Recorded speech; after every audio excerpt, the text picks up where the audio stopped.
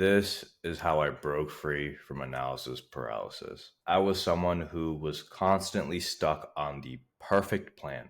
Okay, I need to do this perfectly. I need to get this done perfectly. But I haven't thought of this detail, so I can't even start doing it. You might be someone similar, right? You're stuck on that analysis paralysis. You're stuck on that, I can't get started until I have everything figured out. And ask yourself why. Because when I found out why I was so stuck up on not starting and becoming quote unquote perfect on my plan, I was realistically just scared to fail. I was scared to try. I was scared that all the effort I put in would not be worth it. So I want to minimize that chance. And I'm not here to tell you don't prepare because preparation is the key to most success.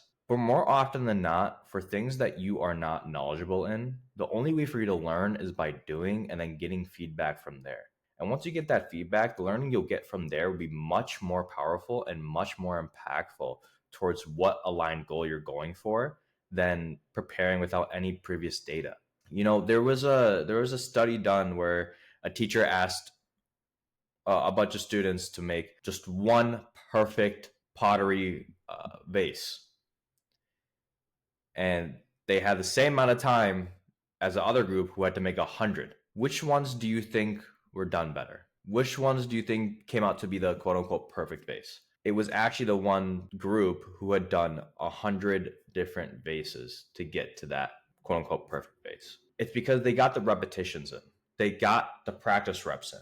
They understood from their first time doing it, okay, this is not what's going to work. This might work. And more often than not, in our head, there are some bottlenecks that happen in our head that make us think, okay, I can't start from now. And one of it is the fear. One of it might be lack of preparation. It could also be that you might not get what you want. Not necessarily fear, but the difficulty of getting there, that journey, it looks so treacherous and hard that you just don't want to go through it. And in this world of instant gratification, I can tell you, I really set short time horizons to achieve my goals. And to be honest, like right now, I'm kind of feeling it where it's okay, I've only realistically done this social media stuff like consistently for maybe a month and a half, almost 2 months. And I'm starting to get those feelings of, oh, am I doing enough?